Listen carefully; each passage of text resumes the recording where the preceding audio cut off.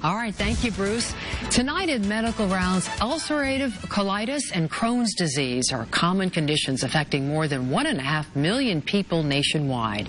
Joining us live tonight to talk about that is Dr. Joseph Cappa, a gastroenterologist at Hartford Hospital and this year's recipient of the 2017 Humanitarian of the Year Award from the Crohn's and Colitis Foundation's upcoming Bottoms Up event, which is an event that supports the search for a cure for the 19,000 patients in Connecticut and beyond. Good evening, Dr. Cappa. It's nice to see you again. Thank you, Denise. Well, let's get right to this first question here because I think there's some confusion. We often hear about irritable bowel syndrome or IBS, and then there's inflammatory bowel disease. What is the difference between the two? Yes, Denise. Inflammatory bowel disease, IBD, is an autoimmune disease that infects the inflammatory response in the patient's body, often leading to very debilitating lifestyle changes and impacting people's lives dramatically. All right. The IBD is a combination of Crohn's disease and ulcerative colitis, and as you mentioned, 19,000 people here in Connecticut have this disease. That's 1 in 200, which is very common. I mean, the symptoms include abdominal pain, diarrhea, weight loss, rectal bleeding, and fatigue.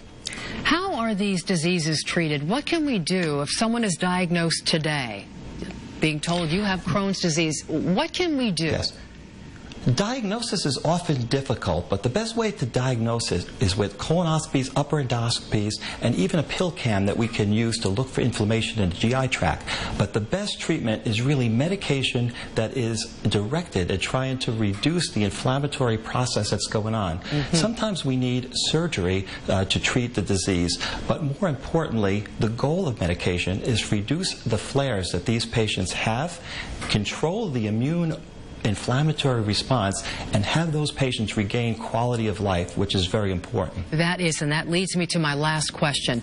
What kind of hopeful news can you share with us for people who do struggle with Crohn's disease and ulcerative colitis? What's on the horizon? Some hopeful news. We have made tremendous strides and gains over the last few years by finding medications that are directed to help the certain causes of inflammatory bowel disease that we're looking at and trying to identify.